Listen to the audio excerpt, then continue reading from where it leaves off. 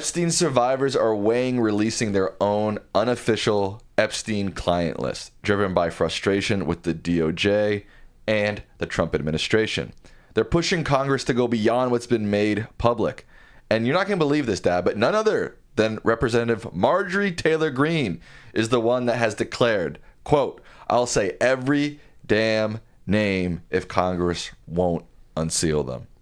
All right, another question for you, Sam. Uh-oh. Will she say Trump's name? Oh. You know, here's my theory with Marjorie Taylor Greene. She is no doubt very loyal to Donald Trump, but I think her first loyalty lies closer to like the QAnon branch of American politics than it does to Donald Trump. Now, Donald Trump is definitely aligned with QAnon, but I think she's more loyal to QAnon than she is to Donald Trump. So I think she would. I think that's exactly right. And maybe she's more, apropos of Donald Trump. Who is Donald Trump totally loyal to? Himself. So maybe she's also more loyal to herself than she is to Donald Trump. And she sees this as a way of carving out for herself a unique position within the Republican Party. And, it's been a lot of Republicans, too, not just Democrats and independents, who've been put off by the way Trump and the administration and Mike Johnson and the congressional leadership have been handling this. So she may see this, too, as an avenue to personal advancement. And I don't think she's wrong in that regard. I think she is building an independent constituency of her own. Trump's not going to last forever. After all, she's, decades younger, and I think she sees for herself, as horrific as this may be. This is the woman who said, there were Jewish space lasers out there, shooting at the earth. She's horribly anti-Semitic, Christian nationalist, the worst of the worst. But I don't think she's just, like Pam Bondi, nothing more than a Trump sycophant. I think she has ambitions of her own, which we are seeing here. But again, the $64,000 question is, would she name Donald Trump? I think so. I think she would. That would make her name, wouldn't it? Yeah, I think that would definitely skyrocket her fame even higher than it already is. Much higher. I don't care who else she names, even Bill Clinton. He's been out of power since 2001, 25 years almost. Not who cares? It's Donald Trump, who everyone cares about. And should we do a poll? Yeah. Okay.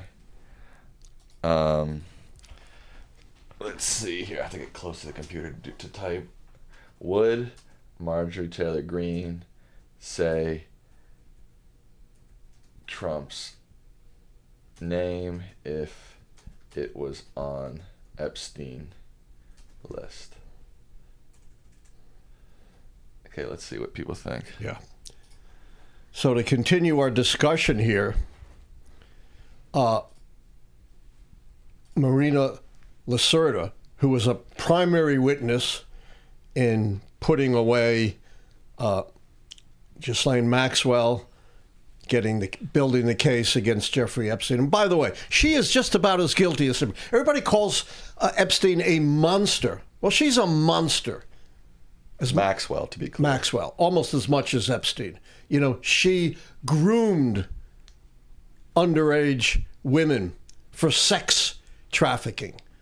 One of the most horrific, horrendous crimes, ruining the lives of these young women, and then apparently participated in the sexual abuse of these underage women and lied through her teeth repeatedly. She is a monster. I agree. And I think if the Trump base was really as concerned about, the horrific things that they claim to be that Epstein did, they should be just as mad with Trump and his administration giving her this cushy treatment. If they really cared, about the victims, really cared about Epstein and not to just reinforce their own conspiracy theories, this alone should have turned his whole base off of Trump. It should have absolutely outraged anyone with a hint of compassion or the beginnings of a moral compass. To take this monster and reward her and move her into this cushy prison primarily reserved for, much less serious, mostly white-collar crimes, a much more comfortable situation. She was sentenced to 20 years for some of the most horrific crimes a human being could commit. Let's never, ever forget it. And, you know, I didn't know this, but this was something, you know, Lawrence O'Donnell, Sam? Yes. The excellent commentator for MSNBC. He said he actually saw not just the transcript and heard the recording, and he said he was horrified even beyond what she said. You know, oh, they're all saints. Donald Trump's, you know, the most wonderful, courtly gentleman, would never do anything wrong. This is a guy who would civil jury convicted of sexual abuse, guy who bragged about grabbing women by their private parts, a guy who had 20 women or more accuse him of sexual harassment. But, you know, he's just an absolute angel. What horrified Lawrence O'Donnell, none of us knew anything about this because we didn't hear the recording. They were laughing together. Who was? Maxwell, her attorneys, and the Trump DOJ officials were laughing together, laughing with this monster as though she were just an ordinary, respectable, moral human being that, you know, you could share a laugh with. O'Donnell was absolutely mortified, and I am too, assuming, you know, what he says is true, and I have no reason to believe otherwise. Well, Marina Lacerda just stuffed it right back in Donald Trump's face. She said, "This is no hoax. Our lives were destroyed and ruined by what happened. This is not some made-up hoax. This is real life, and it is just an insult." I'm, you know, basically paraphrasing the thrust of what she and others have said. It's an insult to all of us survivors who have suffered so much, not only at the hands of Jeffrey Epstein, but at the hands of Ghislaine Maxwell as well.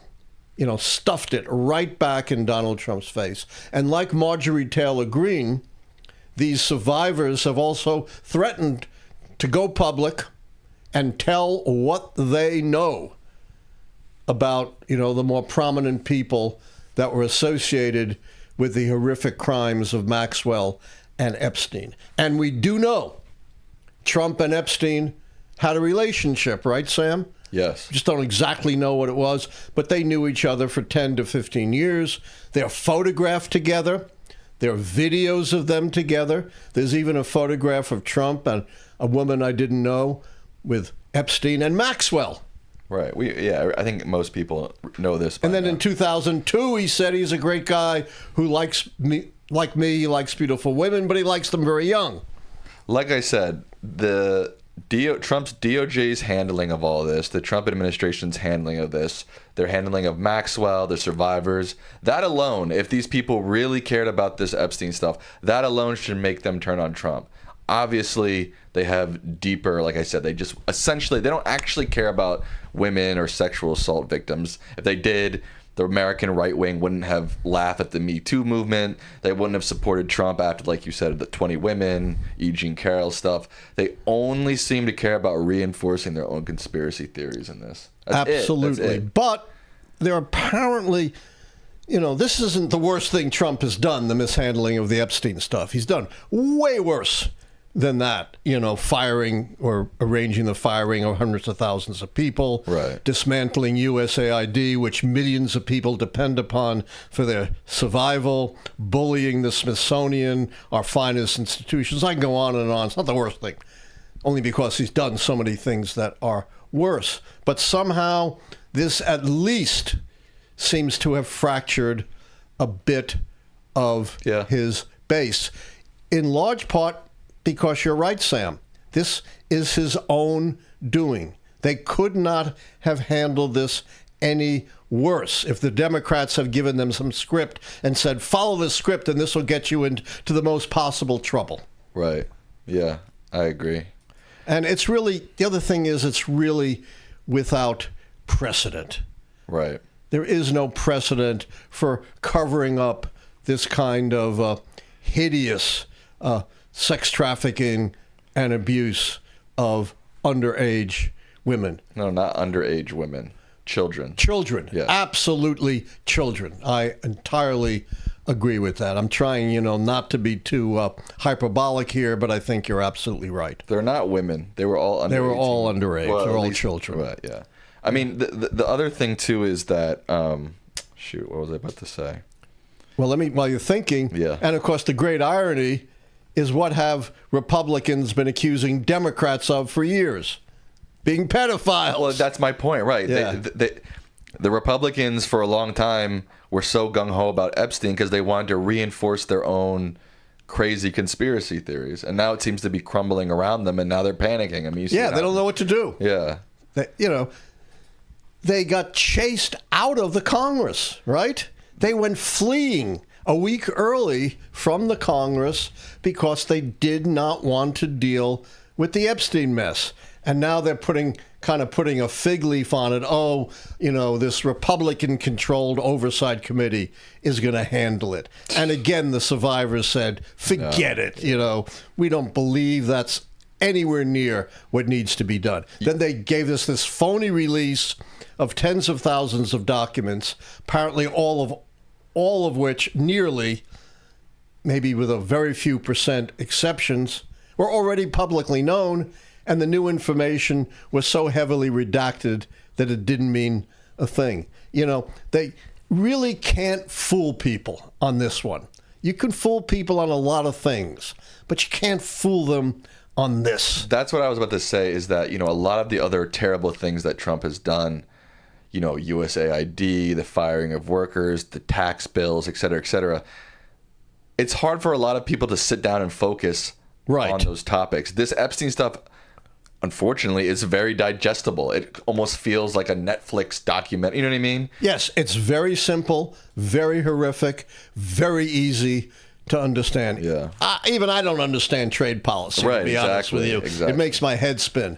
But everyone understands the sexual violation of children. Absolutely. Thanks for watching our video. And don't forget to like, subscribe, and become a member today.